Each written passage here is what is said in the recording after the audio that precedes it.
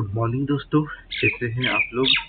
I hope कि आप लोग बहुत अच्छे होंगे और तैयारी भी मस्त और ज़बरदस्त हो रही होगी आप लोगों को।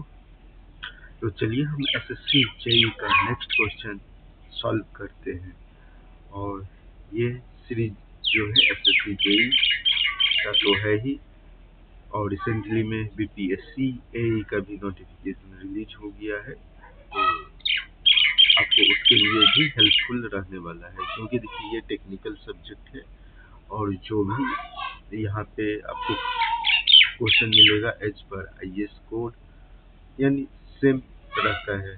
चाहे आप एसएससी जेईई का एग्ज़ाम दो, बीपीएससी एई का एग्ज़ाम दो, या कोई भी पीएसयू और गेट का एग्ज़ाम दीजिए, तो सब में जो पैटर्न रहता है क्वेश्चन पूछने का अप्रॉक्स सेम रहता है। तो चलिए हम क्वेश्चन देखते हैं कि हमसे क्वेश्चन क्या पूछा गया है। क्वेश्चन 5.41 में दिया है top diameter, bottom diameter and height of steeled mould use slump test. देखिए मैं एज पर आपको प्रैक्टिकल समझाने का कोशिश कर रहा हूँ, क्योंकि जो बुक में है वो अलग बात है। आप साइट पे जाइएगा, आप साइट इंजीनियर हैं, कुछ दिन के बाद आप लोग प्रोजेक्ट मैनेजर बन जाइएगा, ये अच्छी बात है। मैं आपको स्लम टेस्ट का एक इमेज भी बना देता हूँ। ये तो अच्छा इमेज नहीं है। तो दोस्तों आप हमें कमेंट करके बता सकते हैं कि हम स्लम टेस्ट क्यों करते हैं, और इसका जो पर्पस क्या है। देखिए ये जो आपकी एक बेस प्लेट रहेगी, ये ग्राउंड लेवल में रहेगी, ठीक है।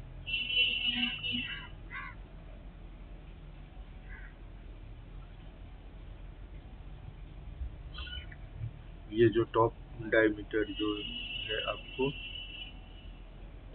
ये 100 mm रहेगा,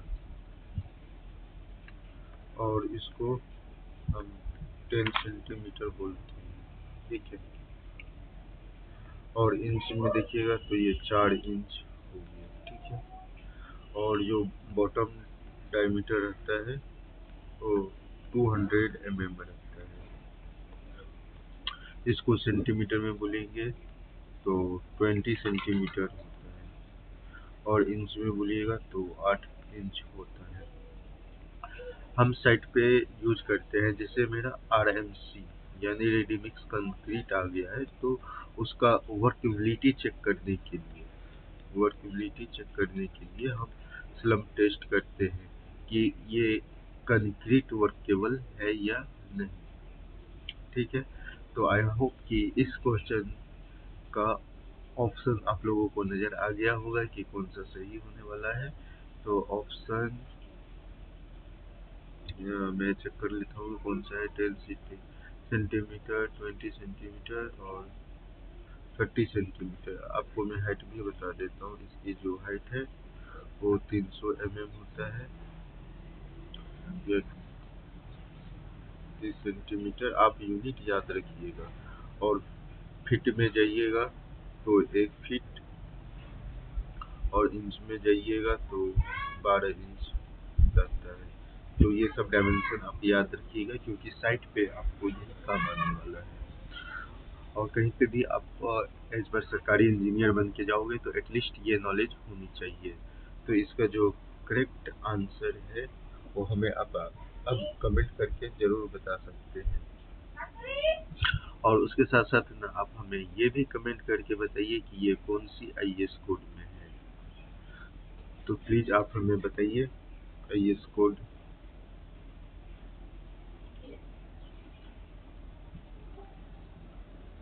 नेक्स्ट क्वेश्चन की ओर चलते हैं, लेकिन ध्यान रहे कि आप आईएएस कोड कमेंट करके हमें बताइएगा।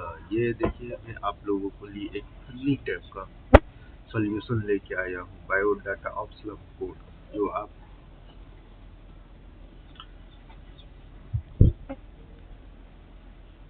स्लम कोन के लिए ये Sadit.com ने वेरीफाई किया है। ये टॉप डायमीटर है 10 सेंटीमीटर का, टॉप से पतला हूँ, जिम जाता हूँ, स्लिम वेट। यानी बॉटम डायमीटर 20 सेंटीमीटर है। बेस स्ट्रॉन्ग है। मम्मी कहती है कि फाउंडेशन तो सॉलिड होना चाहिए। और इसकी जो हाइट है 30 सेंटीमीटर है। ना ज़्यादा लंबा ना ज़्यादा छोटा, एकदम सिविल इंजीनियर का ऋतिक रोशन। और आप क्रिकेट के अंदाज में बोलिएगा तो क्या, यानी सिविल इंजीनियर का विराट कोहली। ये सब ना आपको चीज़ें याद रखने के लिए मैं बता रहा हूँ, क्योंकि हमें पता है कि इसमें जो आप लोग जो वीडियो वॉच कर रहे हैं, क्योंकि ज़्यादा फ्रेशर इंजीनियर ही रहते हैं, और जो जिनके पास साइट का नॉलेज नहीं के बराबर रहता है। ये एक और आ गया है स्लम टेस्ट का ड्रामा, एक कंक्रीट फ्रेम का था। तो यहाँ पे ये जो दिया हुआ है, ये 10 सेंटीमीटर 100 mm, ठीक है, 8 इंच हो गया। इसमें आपको चेक करना पड़ेगा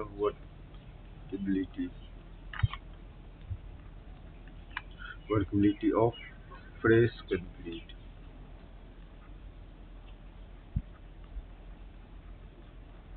ठीक है, ये जो आपका बॉटम डायमीटर होगा 20 सेंटीमीटर है। आप ध्यान में दीजिएगा, इंटरव्यू में अगर पूछ लेगा ना तो प्रॉब्लम में आ जाओगे आप लोग। तो इसलिए मैं दोनों डाया लिखता हूँ, 200 mm, ठीक है, और इंच फीट में होगा 8 इंच होगा, ठीक है। और इसकी जो हाइट है वो 300 mm है।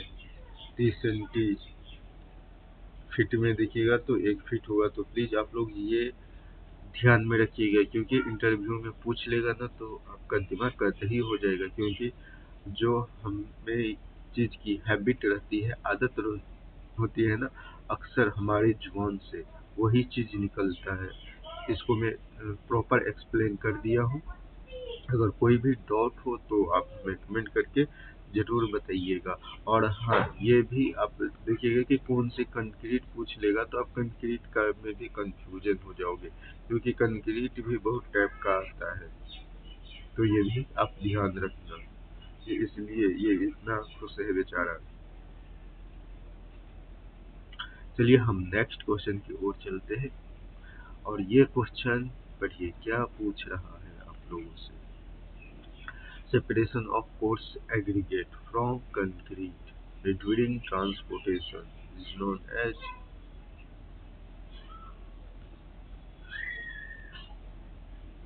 देखिए, आप कंक्रीट बनाते हैं तो आपको कंक्रीट में पता ही है कि इसमें सीमेंट, ठीक है, सैंड और एग्रीगेट मिक्स होता है। आप किसी व्हीकल से या कंक्रीट को ट्रांसपोर्ट कर रहे हैं, ठीक है, तो यहाँ पे सेपरेशन बोला गया है। तो ये सेपरेशन में क्या होता है आपको ये पता होना चाहिए।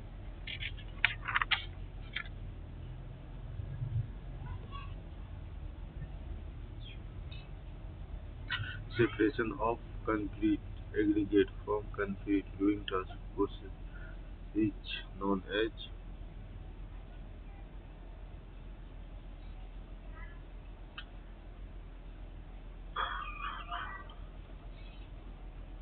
Separation of coarse aggregate from concrete during transportation is known as। इसका सेग्रीगेशन करेक्ट आंसर होगा, क्योंकि देखिए जो ब्लीडिंग होता है ना, ब्लीडिंग एक्सेस ऑफ वाइब्रेशन, यानी एक्सेस ऑफ, आप वाइब्रेशन करिएगा ना तो क्या होता है ना, ब्लीडिंग यानी सरफेस पे है ना वो पानी नजर आएगा, H2O नजर आएगा। ये क्रीपिंग होता है, ये कंक्रीट सेट हो जाने के बाद यानी लॉन्ग टाइम में आपको देखने को मिलेगा। और थोड़ा सा बेंड हो जाएगा या कुछ बेंड टाइप का हो जाता है, मीन्स ये अपना स्ट्रेंथ लूज करना स्टार्ट हो जाता है। इवेपोरेशन, ये आपको पता ही है कि ये इसका आंसर नहीं होगा, तो जो इसका करेक्ट आंसर है वो option C is correct answer.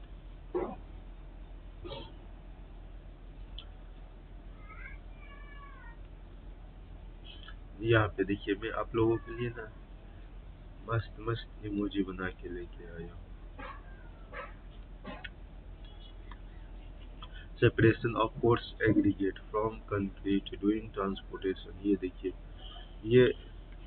इसको क्या बोलते हैं आप हमें कमेंट करके ये, क्योंकि पूरे पार्ट को ना हम RMC बोलते हैं, तो पार्ट वाइज पार्ट यहाँ पे जो एक रहता है ऑपरेटिंग सिस्टम, उसको क्या बोलते हैं ये भी हमें कमेंट करके बताइएगा। ये देखिए ब्लीडिंग में बोला था ना कि कंक्रीट के सरफेस पे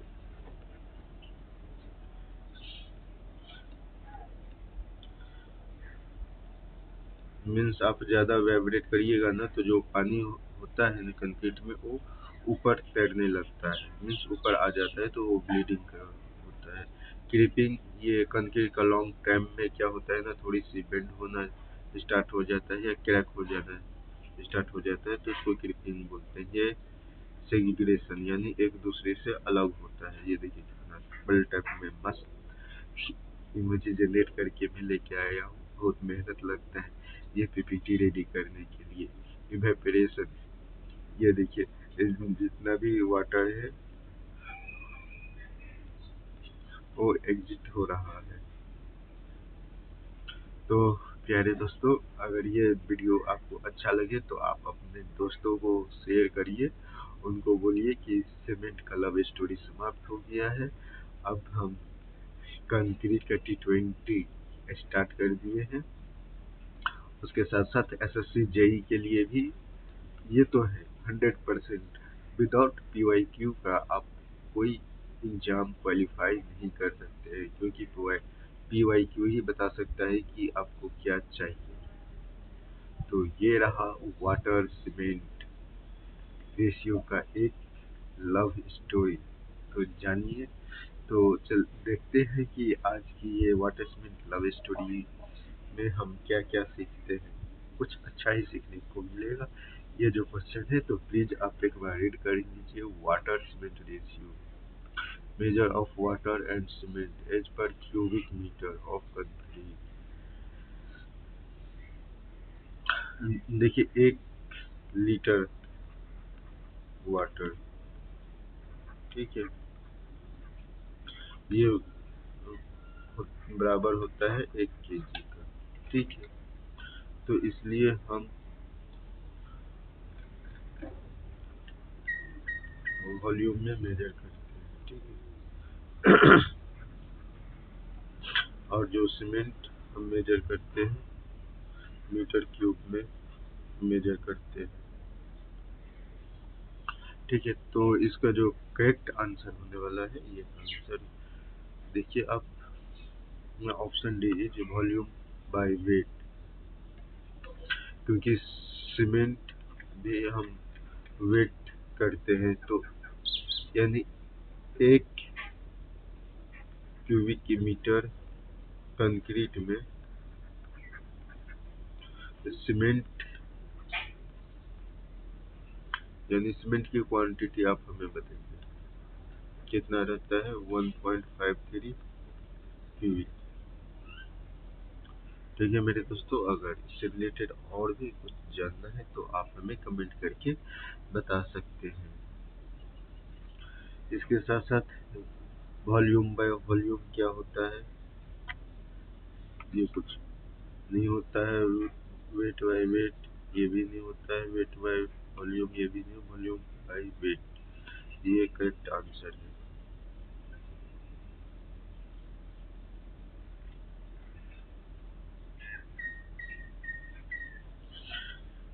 देखिए ये जो मेजर होता है water cement ratio is measure volume by weight of water and cement. Weight of water and cement. Weight of water and cement. तो correct answer is volume by weight होगा। तो आप तो ये ध्यान रखिएगा। नेक्स्ट क्वेश्चन है to prevent segregation the maximum height for placing of concrete.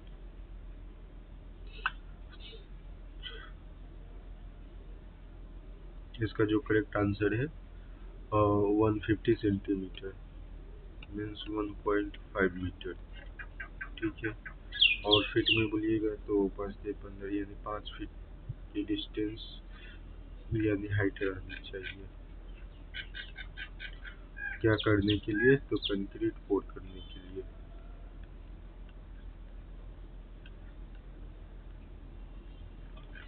ठीक है, कंक्रीट पोरिंग के लिए।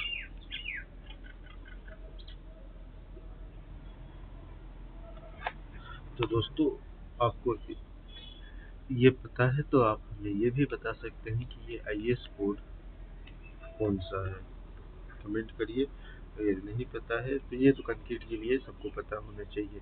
आप जितने बार कॉलेज में आईएस कोड खुले होंगे तो एक ही आईएस कोड खुले होंगे 456/2000।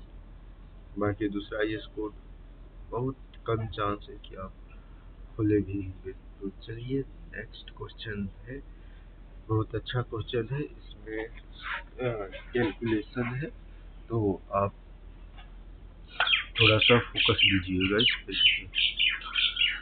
For batching okay 1:2:4 concrete mixed by volume, the ingredient required per bag 50 kg of cement। देखिए मैं आपको कुछ बेसिक चीज बता देता हूँ। 1 kg सीमेंट हो गया, ठीक है। 2 kg सैंड हो गया और 4 kg हो गया एग्रीगेट।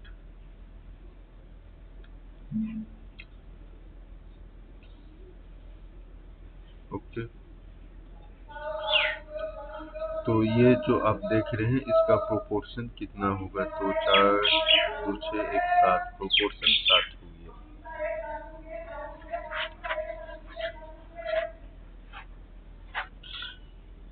और 1 मीटर क्यूब कंक्रीट में कितना सीमेंट आता है ये आपको पता होना चाहिए। 1.53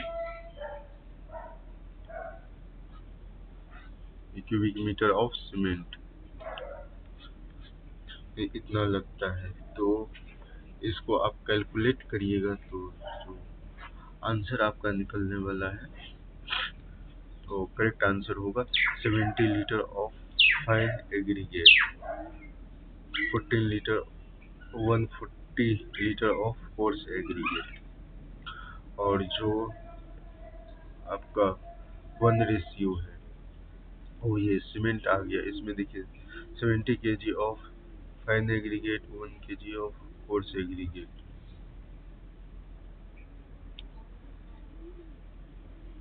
ठीक है। और भी ऑप्शन है, एक 100 kg of fine aggregate, 2 kg of coarse aggregate. ठीक है, तो 100 लीटर ऑफ फाइन एग्रीगेट और 140 litre.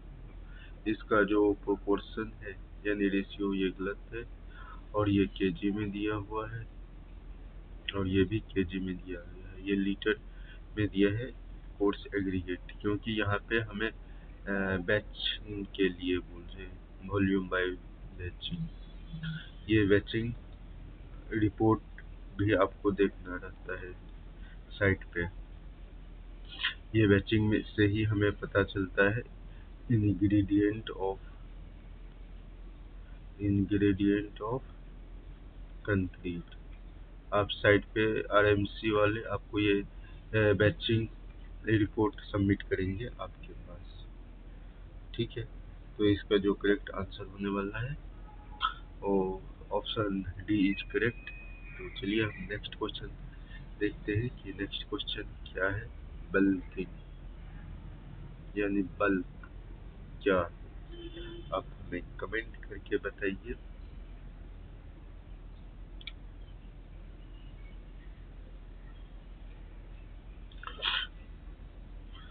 Increase in volume of sand due to moisture which keeps in particles apart. Increase increase in density of sand due to impurity like clay, organic matter. Ramming of sand so that it occupy minimum volume या compacting of sand। आप हमें comment करके बताइए कि इसका correct answer क्या होने वाला है। ये जो पूछा गया है एसएससी जेई यानी फोरनून का क्वेश्चन है। तो इसका आप हमें कमेंट करके जरूर बताइएगा कि करेक्ट आंसर क्या है। नेक्स्ट क्वेश्चन देखिए, ये the concrete cubes are prepared cure cure and tested according to the Indian standard code.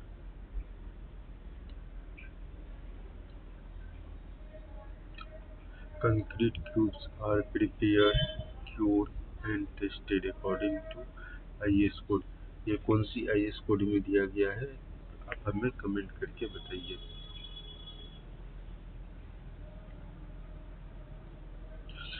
ये इसका जो करेक्ट आंसर है आईएस कोड 516, इसमें दिया है मेथड ऑफ टेस्टिंग ऑफ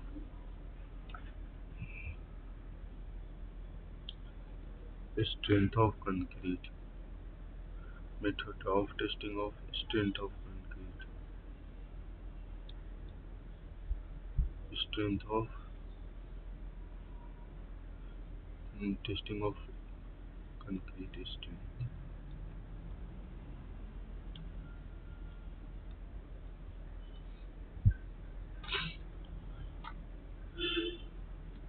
ये 515 ये किया है नेचुरल मैन्युफैक्चर्ड एग्रीगेट के लिए दिया गया है। और ये इसका आप हमें 517 का आईएस कोड कमेंट करके आप बताइए कि ये किसके लिए है।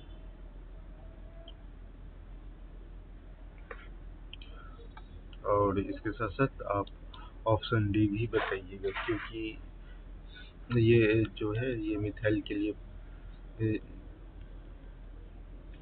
लिए आईएस कोड दिया गया है। इसका ये आप हमें देखिएगा, क्योंकि ये आपको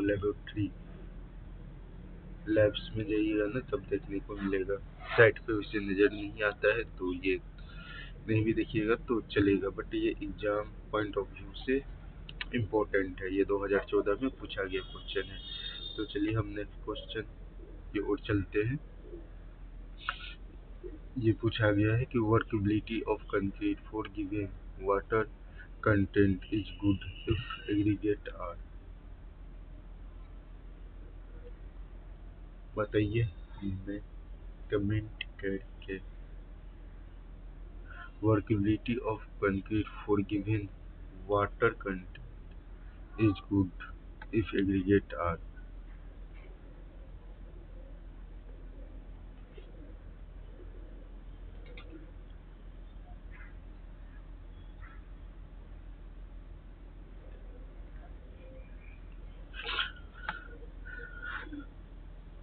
ये देखिए एंगुलर ऑप्शन ए है, बी फ्लैकी है, सी राउंडेड एग्रीगेट है, डी इरेगुलर है। देखिए जो स्ट्रेंथ की मैं बात करूंगा तो जो रहता है ना इरेगुलर इरेगुलर एग्रीगेट में स्ट्रेंथ आपको ज़्यादा मिलेगा। यहाँ पे वाटर कंक्रीट के वर्केबिलिटी के लिए पूछ रहा है तो ये आपको राउंडेड अच्छा रहता है। उसके साथ साथ आप जो भी एग्रीगेट यूज करिएगा आप उसकी जो पार्टिकल साइज है वो जितना कम रहेगा उतना वर्केबिलिटी वर्केबिलिटी और स्ट्रेंथ हाई रहेगा। ये फ्लैकी क्या है, ये चिपटा टाइप का रहता है, यानी इस टाइप का रहेगा और इसका जो थिकनेस भी बहुत कम रहता है और जो राउंडेड रहता है ये इस टाइप का रहता है, तो ये ऐसा ही रहता है। और ये किस आईएस कोड से हमें पता चलता है आप हमें कमेंट करके जरूर बताइएगा। जो नेक्स्ट क्वेश्चन है क्वेश्चन नंबर 49, आप ध्यान से पढ़िएगा। इस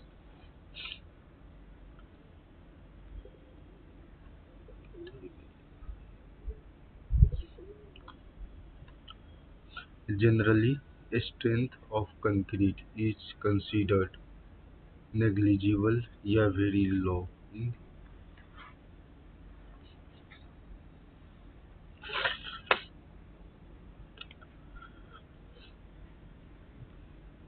देखिए ये कंक्रीट है, ठीक है,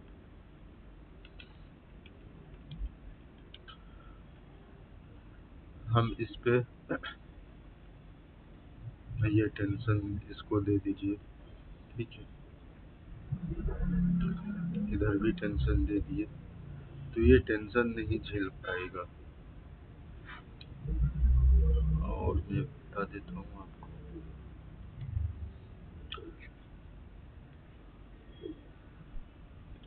ये भी एग्रीगेट है, ठीक है,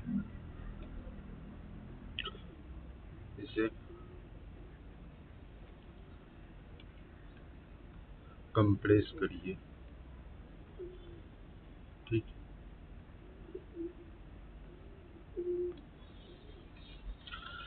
आप कॉलेज में भी पढ़े होंगे, जो कंक्रीट होता है और टेंशन नहीं ले पाता है, बट कंप्रेशन में उसका ये झेल लेता है कुछ।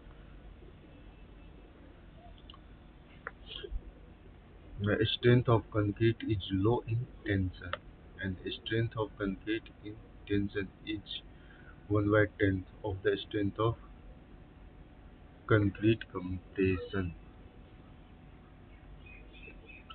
यानी ये 10% कंप्रेशन झेल सकता है तो 1% ओनली टेंशन झेल सकता है।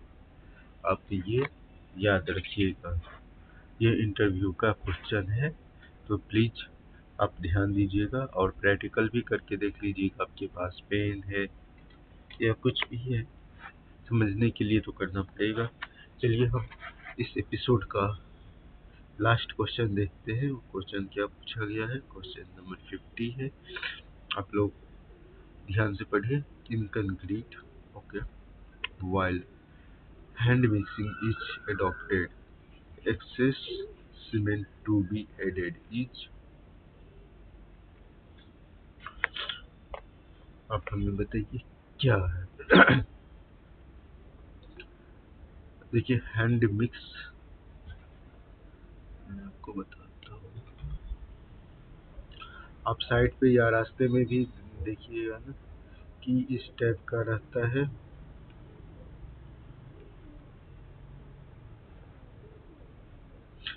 इसमें जो भी है मटेरियल डाला जाता है, ठीक है, तो ये मिक्सचर मशीन है, तो ये भी आपके लिए बेस्ट है। जो हैंड से होता है ना, मान लीजिए ये सरफेस है, तो यहाँ पे सैंड डाल दिया, यहाँ पे एग्रीगेट डाल दिया, फिर यहाँ पे सीमेंट मिक्स कर दिया और ऊपर से पानी डाल दिया, तो इसमें क्या है ना, प्रॉपर मिक्स नहीं हो पाता है। यानी मिक्स का मतलब हम बोलेंगे कि यहाँ पे बैचिंग नहीं हो पाता है प्रॉपर, और यहाँ पे सीमेंट भी हमें 10% इंक्रीज करके देना पड़ता है। इसका जो मेन रीज़न है कि प्रॉपर मिक्स नहीं हो पाता है। आप प्लांट में जाइएगा या आरएमसी में जाइएगा तो वहाँ पे आपको प्रॉपर बैचिंग रिपोर्ट मिलेगा। आप स्लम के लिए स्लम टेस्ट कर सकते हैं, ठीक है। क्यूब टेस्ट कर सकते हैं, बट इसमें भी कर सकते हैं।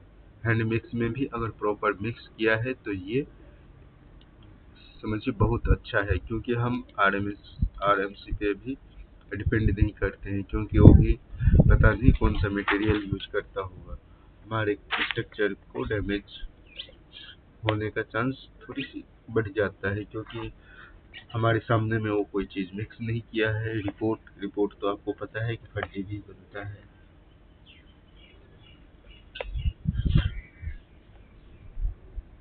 और इसमें जो है ना प्रॉपर लॉस ऑफ वाटर भी रहता है, क्योंकि इसके नीचे जो भी है मिट्टी उट्टी रहता है, पूरा मिट्टी अब्जॉर्ब कर लेता है। तो इसका जो करेक्ट आंसर होगा वो 10% होगा।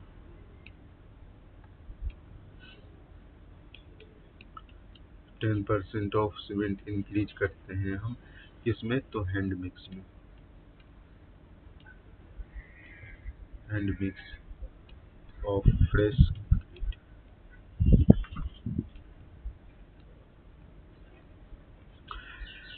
मेरे प्यारे दोस्तों, आई होप ये PYQ सेशन आपको अच्छा लगा होगा। अगर अच्छा लगा है तो प्लीज़ आप हमें कमेंट करके बताइए। मैं आपके लिए नेक्स्ट PYQ एपिसोड लेके आऊँगा, उसमें भी बहुत मज़े से पढ़ेंगे, एकदम धमाका उड़ाएंगे सिलेक्शन का। इसके साथ साथ आप BPSC के लिए भी अप्लाई कर सकते हैं। JKSSC यानी जम्मू कश्मीर जूनियर इंजीनियर के लिए भी वैकेंसी आ गई है और सारी डेट रिलीज हो गया है। तो प्लीज़ आप लोग PYQ पे ज़्यादा फोकस करिए और मस्ती से तैयारी करिए। वीडियो देखने के लिए आप लोगों को बहुत बहुत